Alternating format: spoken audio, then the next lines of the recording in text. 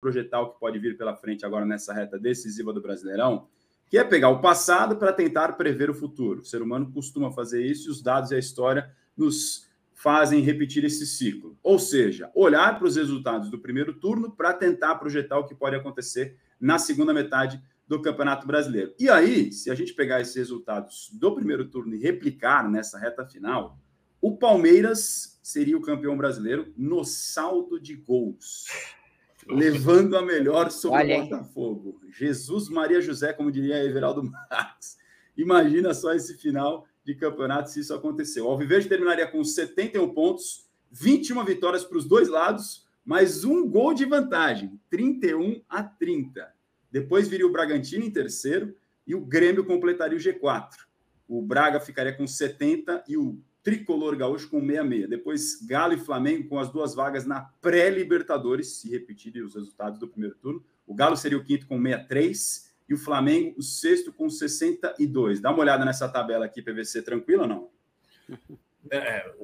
Pode acontecer mesmo de ter pela primeira vez um campeonato que termine empatado e decidido no saldo de gols. O que vai fazer muita gente discutir. Meu Deus do tem céu. Que ter uma finalíssima, o que é impossível, porque alguém tem que jogar Mundial de Clubes. Imagina falar para o Abel que vai ter mais um jogo em dezembro, depois de mudar a última rodada do campeonato. Não, esse ano não tem chance de fazer isso. Pode discutir isso para o futuro. Eu lembro... Olha lá em PVC, já fizeram em 87, queriam inventar um jogo em 87 também. Não, 87 é a história do cruzamento que o Eurico foi lá e assinou aquele bendito daquele regulamento. Sem autorização dos outros clubes, né? Sim, acabou que o STF...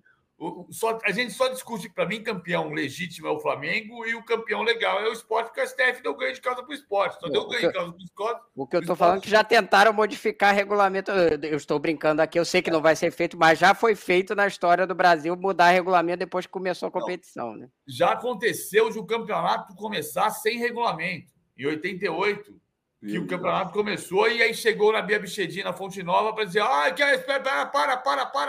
para. Se terminar empatado, disputa por pênaltis. Meu Deus. Foi no meio do jogo. Eu lembro, eu não era nem nascido, mas eu lembro disso. Chegou para avisar isso aqui. Na Inglaterra tem 2 casos assim de campeonatos decididos no saldo de gols. Um em 89, que eu contei a história no outro dia do Nick Hornby, né? Que é o Arsenal chega na última rodada tendo que ganhar do Liverpool por 2-0, 2 gols de diferença em Anfield, para empatar em pontos, empatar no saldo de gols e ser campeão no número de gols pró, que foi o que aconteceu. Com o gol do Michael Thomas no último minuto, o Arsenal foi campeão pelo número de gols pró, em 89. E depois, em 2012, quando o Manchester City volta a ser campeão depois de 44 anos, que o Manchester City ganha de 3-2 do Queen's Park Rangers, já tinha acabado o jogo em Manchester United e Sunderland, com a vitória do Manchester United.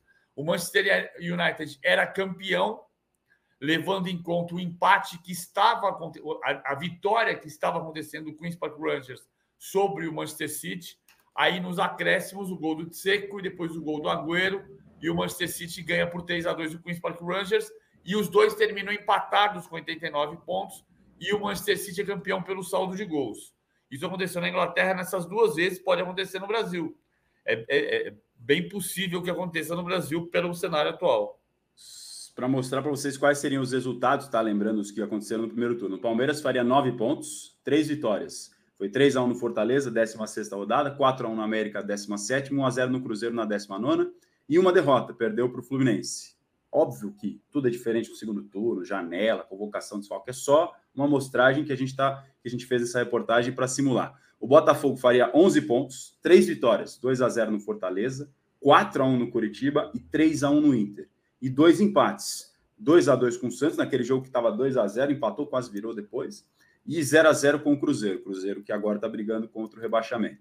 O Bragantino faria 11 pontos também, 3 vitórias, 4-0 no Flamengo, tinha esquecido desse jogo, 3-0 no Fortaleza e 1-0 no Curitiba, e mais 2 empates, com o Inter sem gols e 1-1 com o Vasco.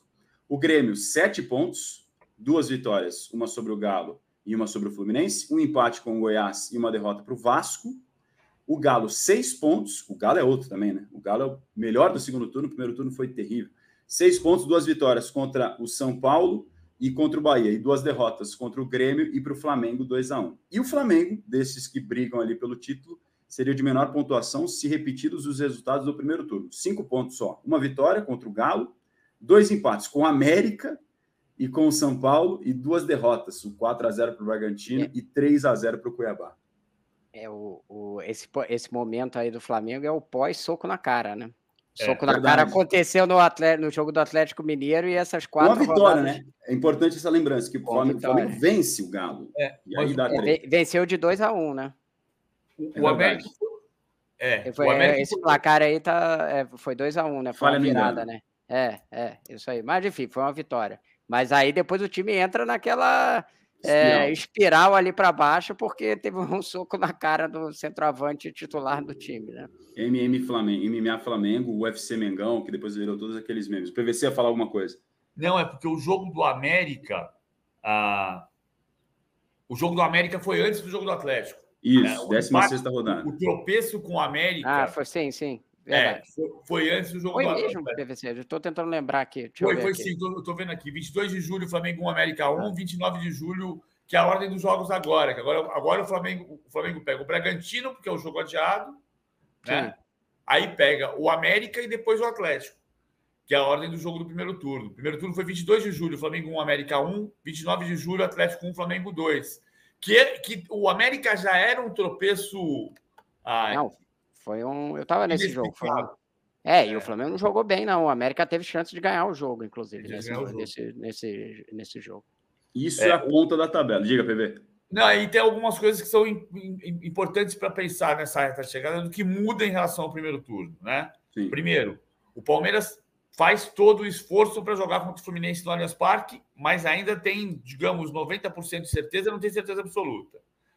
O Palmeiras pode pegar o Cruzeiro sem torcida no Mineirão, porque nesse momento o Cruzeiro está punido e joga sem público até o final do campeonato. Acho que vão reverter, como são 3 jogos em casa, acho que vão acabar revertendo no último jogo. O Cruzeiro vai jogar em casa com torcida no último jogo, mas nesse momento não tem torcida no Mineirão. Seria um absurdo, né? É um absurdo. Pelo que aconteceu, é para ficar até mais tempo do que 3 jogos, né? A torcida invadiu o campo, saiu no pau lá com a torcida do Curitiba. Lembrança importante essa da torcida. A punição já foi feita mesmo pela STJD. E o Flamengo joga em Uberlândia contra o América, que está absolutamente dentro do regulamento. Eu acho que nem devia ser, mas já aconteceu. O Palmeiras jogou contra o América em Londrina, em outros campeonatos. O ideal seria que todo mundo jogasse as mesmas... Ainda que você vá pensar assim, teve 1.500 torcedores do América no Independência no jogo do rebaixamento. Mas é o estádio do América.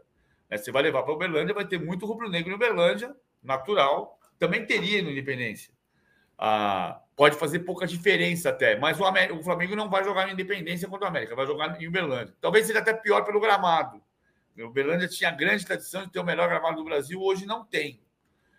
Mas tem esses ingredientes que vão pesar para um lado e para o outro. Né? Assim como tem esse ideia do Thiago Nunes. Sim. O Thiago Nunes pode estrear com 5 vitórias seguidas, como fez no Grêmio, por exemplo.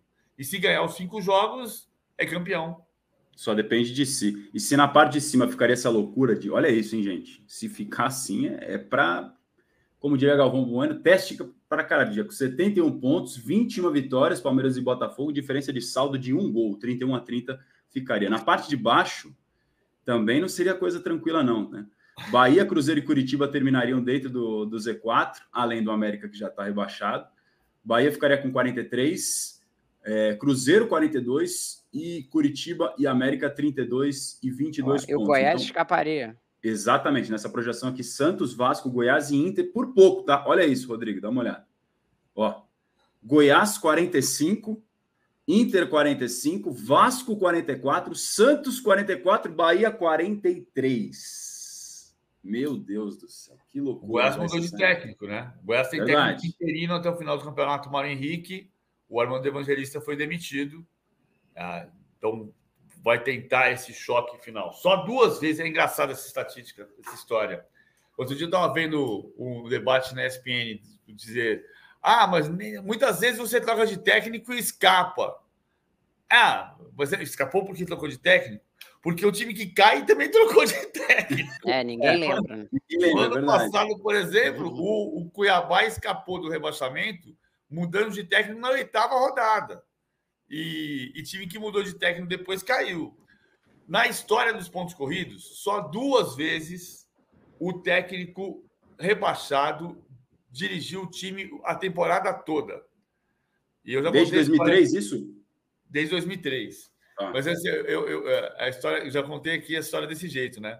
O Wagner Mancini é tão gente boa, mas tão gente boa, que em 2014, quando o Botafogo estava caindo, sem mudar de técnico o campeonato inteiro, eu virei para ele e falei assim: o Wagner, estava fazendo uma conta aqui, sabe qual foi o último time que caiu tendo técnico o campeonato inteiro? Ele respondeu: eu sei, fui eu no Guarani em 2010. Então foi ele nos dois casos, é isso? Guarani 2010, Botafogo 2014. E o Mancini é conhecido por ser contratado para salvar times de rebaixamento. Bombeiro, né? Exatamente. O bombeiro. E algumas vezes ele consegue, de fato, algumas vezes não consegue, enfim. Ou seja... Perdão, completa. É que a gente tem tão pouco método no futebol brasileiro para fazer as coisas... que acaba que o fato do Wagner ser, no caso do Mancini, ser o 2 vezes, não quer dizer, né, PVC, não quer dizer que ele seja um cara que rebaixe o time, né? Talvez significa mais que ele esteja escolhendo mal o lugar para onde ele vai, né? Não ele está muito nessa situação de possibilidade de rebaixamento, né? Algumas vezes a gente teria que fazer um levantamento só do Mancini. Quantas vezes ele conseguiu escapar e quantas vezes ele não conseguiu reverter. Porque, em geral, ele pega ali faltando algumas rodadas, né? 10 rodadas, enfim. Escapou com o Cruzeiro 2011, que é o jogo do 6-1. Cruzeiro 6, Atlético 1. Era o Mancini, o técnico do Cruzeiro, que tirou o Cruzeiro do rebaixamento. O Cruzeiro virtualmente rebaixado. O 2011 para o Cruzeiro, 2011 está para o Cruzeiro, assim como 2009 está para o Fluminense. E o Mancini tirou o Cruzeiro daquele rebaixamento, ganhando de 6-1 do Atlético.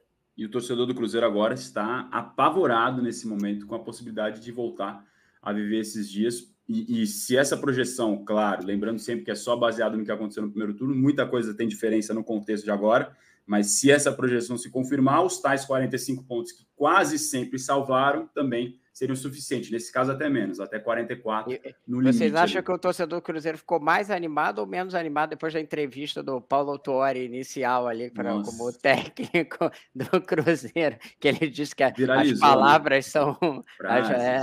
As palavras formam frases e as frases formam ideias, enfim. Não consegui chegar. Bom, eu só vi esse corte também, né? Não vi a entrevista inteira, mas esse corte realmente viralizou. Essa é a projeção? Diga. O Autuori tem 2 passagens pelo Cruzeiro. Em 97, ele foi campeão da Libertadores, assumiu o lugar do Oscar Bernardi, que perdeu... O Cruzeiro é o único campeão da Libertadores que perdeu os 3 primeiros jogos, mas classificavam os 3 primeiros. O Autuori assumiu e foi campeão da Libertadores, e em 2007 ele foi vice-campeão mineiro, mas perdendo 4-0 para o Atlético a decisão do campeonato, aquele jogo do Fábio de Costas. Tinha o goleiro Fábio Costa do Santos e do Corinthians, e tinha o Fábio de Costas, que o Fábio toma o gol de costas na final contra o Atlético. Rodrigo, não sei como é que está seu horário, mas como você está quase de noite virada, pegou voo, avião, eu acho que eu vou te liberar mais cedo, porque acho que é justo com um amigo, né? Afinal de contas... já fez um grande esforço, trabalhou à noite, veio da Colômbia, pegou o teletransporte, já está aqui no de primeiro. Mas obrigado pela gentileza de participar com a gente, viu? Não, tranquilo, é sempre um prazer, sempre precisando chamar. Tudo bem, deu para dormir, tá tranquilo. A gente, estando acordado, a gente faz, né, PVC? Por razão, estando acordado, você faz. Se você não cair no meio do negócio, você aguenta. O jornalista é assim. É isso, vai do jeito que dá, no sacrifício mesmo. Tomara que dê para o Vinícius Júnior também conseguir se recuperar a tempo, apesar da informação. Será uma história legal, e aí, nesse caso, da seleção brasileira e não da outra seleção, né? Espero que aconteça, vamos ver. Esperamos. Estou na torcida também. Obrigado, Rodrigo. Boa tarde, bom descanso. Valeu, gente. Até mais. Abração. Até.